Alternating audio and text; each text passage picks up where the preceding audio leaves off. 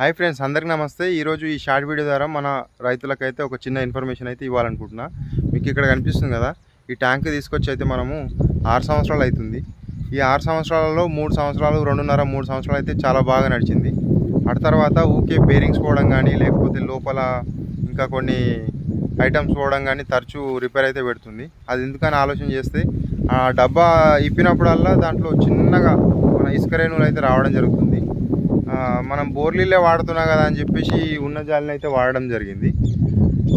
దాని తర్వాత ఎంత జాగ్రత్త వాడినా కానీ అది కంపల్సరీ అందులోకి ఇసుక రేణువులు అయితే పోతున్నాయి. దాని గురించి అయితే నేను 15 రూపాయలు పెట్టి తీసుకొచ్చిన.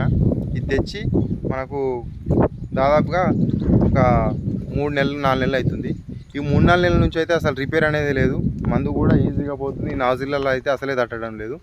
ఫ్రెండ్స్, మీరు కూడా ఇలానే వాడండి, డబ్బాను కాపాడుకోండి.